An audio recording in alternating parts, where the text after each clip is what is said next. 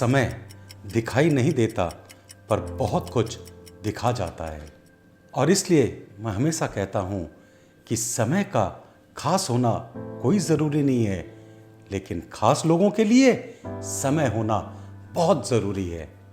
आज मैं आपको बताने जा रहा हूँ एक बहुत ही प्यारी घटना एक यंगस्टर की, रमेश की, जो कि गांव से शहर में आकर एक बहुत बड़ा व्यापार खड़ा कर लिया था और वो एक बहुत ही सक्सेसफुल लाइफ जी रहा था। एक दिन अचानक रमेश के पास उसकी माँ का फोन आता है और फोन उठाते ही माँ कहती है, रमेश, अशोक अंकल नहीं रहे। रमेश थोड़ा सा पॉज करता है और भरी हुई आंखों से माँ से पूछता है, कौन? अशोक अंकल? वो पड़ोस वाले जो हमारे बगल में रहते थे, क्या हुआ उन्हें? माँ कहती है, कई दिनों से उनकी तबीयत खराब थी और आज वो इस दुनिया को छोड़कर चल बसे। और तुम्हें याद है ना कि ये वही अशोक अंकल है जिन्होंने तुम्हारी ज़िंदगी को संवारने में बड़ी मेहनत की थी। तुम्हारे पिताजी के जाने के बाद तुम्हें पता है ना, एक वही व्यक्ति थे जिन्होंने तुम्हारे ऊपर एक पिता तुल्य प्रभाव छोड़ पाया। हाँ माँ, मुझे सब कुछ याद है। आज मैं जो भी हूँ वो अशोक अंकल की ही वजह से हूँ। उन्होंने ही मुझे समय की कदर करना और अच्छा व्यवहार करना और अपनी जिम्मेदारियों के साथ क्या क्या एक सफल इंसान को करना चाहिए, ये सब कुछ सिखाया और समझाया था।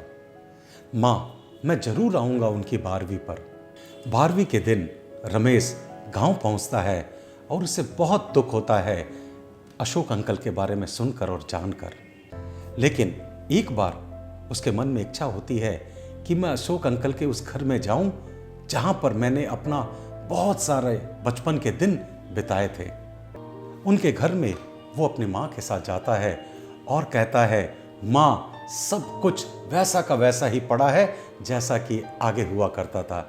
ऐसा महसूस हो रहा है कि मेरी जिंदगी के वो पुराने पल वापस लौट आए हों। कुछ भी नहीं बदला यहाँ पर।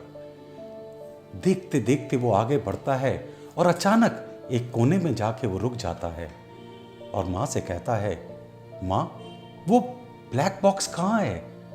माँ कहती है, कौन सा ब्लैक बॉक्स? एक छोटा सा ब्लैक बॉक्स था और ताला लगाकर हमेशा उसे रखते थे अशोक अंकल। और जब कभी भी मैं उनसे पूछता था कि क्या है इसमें, तो वो मुझे कभी नहीं बताते थे और सिर्फ इतना कहते थे कि बहुत ही जरूरी और कीमती चीज है मेरी इसके अंदर। पता नहीं वो बॉक्स कहीं नजर नहीं आ रही। मुझे तो लगता है कि उनके किसी रिलेटिव ने वो बॉक्स देखा है और उसे वो लेकर चला गया। अब लगता है ये जो राज था, जो मुझे अशोक अंकल ने कभी नहीं बताया, ये अब मेरी सारी जिंदगी के लिए एक रहस्य बन के रह जाएगा। उदास होता हुआ रमेश अपनी माँ के साथ वहाँ से चले जाता है और फिर थोड़ी देर बाद वो शहर वापस लौट जाता है। अगले दिन सुबह वो अपने ऑफिस जाता है। 2 दिन का पेंडिंग काम पड़ा था, वो फटाफट उसमें लग जाता है और व्यस्त हो जाता है।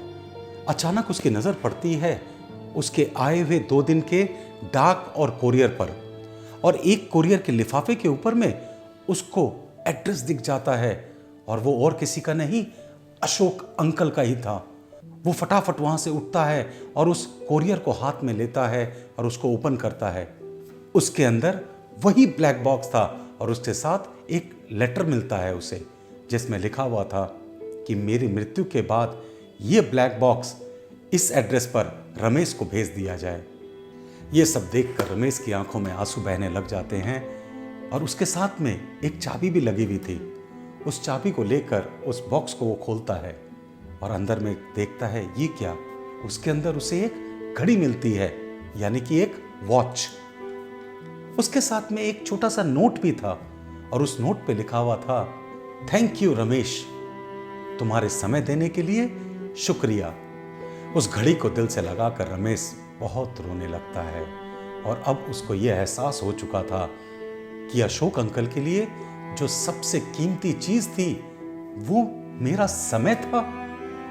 इस एहसास के साथ ही रमेश अपने पर्सनल सेक्रेटरी को तुरंत फ़ोन करता है और उससे अगले 2 दिन के सारे मीटिंग्स और अपॉइंटमेंट्स को कैंसिल करने के लिए कहता है।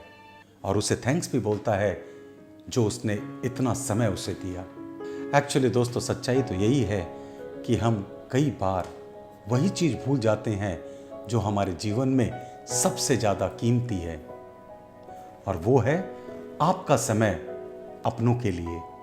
ये मत सोचिए कि आपका कोई नहीं है, भले ही आपको ऐसा लगता होगा, लेकिन आज मैं ज़िंदगी की एक बहुत बड़ी सच्चाई आपको बताना चाहता हूँ, और वो ये है, इस पूरी दुनिया में कम से कम 15 से 20 लोग ऐसे हैं जो आपकी खुशी में खुश होते हैं। कम से कम एक व्यक्ति तो जरूर है जिसकी आपके मुस्कान से ही केवल पूरा दिन उसका बन जाता है और खिल उठता है। कोई तो है जो हर रात सोने से पहले सिर्फ आपके बारे में सोचता है। कोई ऐसा भी है कि अगर आप ना हो तो उसकी जिंदगी के कोई मायने नहीं है। ऐसे बहुत से लोग हैं दोस्तों जो आपके ऊपर आधारित हैं और आपकी मौजूदगी उनके लिए जीवन दान है। ऐसे लोगों के लिए वक्त निकालिए। लास्ट में मैं आपसे सिर्फ इतना ही कहूँगा, वक्त कहता है मुझे नहीं पता कि मैं फिर आऊँगा या नहीं आऊँगा, क्या पता तुझे हंसाऊँगा या रुलाऊँगा। जीना है तो इस पल को ही जी ले, क्योंकि इस पल को मैं अगले पल तक नहीं रोक पाऊँगा। और सच्चाई तो ये है कि जब आप गुजरे हुए समय पर पछतावा कर रहे होते हैं तो उस समय भी वो समय गुजर रहा होता है। तो अफसोस करना बंद कीजिए और समय का सही उपयोग करना शुरू कीजिए। जो आपको इतना प्यार करते हैं उनके लिए समय निकालिए, उन्हें समय दीजिए, और सबसे बड़ी बात है कि उनकी ज़िंदगी में मिठास घोलिए। क्योंकि आज 21वीं सदी में मैं देख रहा हूँ जो सबसे बड़ी कमी है वो ये है कि इंसान मोबाइल में, फेसबुक में, व्हाट्सएप में और अपने रोज़मर्रा की दिनचर्या में इस तरह व्यस्त हो गया है कि उसके पास अपनों के लिए ही समय नहीं है। ना उसके पास समय है कि माँ बाप के पास बैठ के वो कुछ उनसे बातें कर सके, ना ही उसके पास अब इतना समय बचा है कि बीवी को कुछ वक्त दे, बच्चों के साथ खेले कूदे, उनके साथ मौज मस्ती करे। दोस्तों याद रखिएगा, कितने भी बड़े हो जाएं, साथ कुछ नहीं जाने वाला, और अगर आपके साथ कुछ जाएगा तो वो ये है दोस्तों, आपकी प्यारी यादें जो आप यहाँ पे अपने लोगों के बीच में छोड़ के जाएंगे। आज आपको यहाँ पे गांठ बांधनी है कि पैसा कमाना है, कम नहीं बहुत कमाना है, लेकिन वो इतना भी ना हो जाए कि अपनों को समय ना दे पाएं। दोस्तों, मैं जब पैसे वालों के पास जाके बैठता हूँ और उनकी बातें सुनता हूँ तो वो सिर्फ एक ही बात मुझसे कहते हैं कि आज सब कुछ है जीवन में, हमारे पैसा है, गाड़ियाँ हैं, बंगला है, सब कुछ है, नहीं है तो सिर्फ अपने। और अगर आप चाहते हैं दोस्तों कि आपके अपने कहीं दूर ना हो तो समय उनको जरूर दीजिएगा। और इसीलिए तो विक्रम सेठिया हमेशा कहता है कि समय का खास होना जरूरी नहीं है, मगर हाँ, खास लोगों के लिए समय देना बहुत जरूरी है। नमस्ते दोस्तों।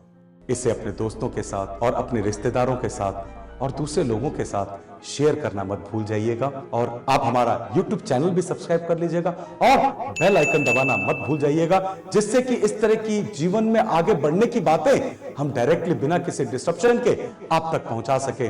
नमस्ते दोस्तों।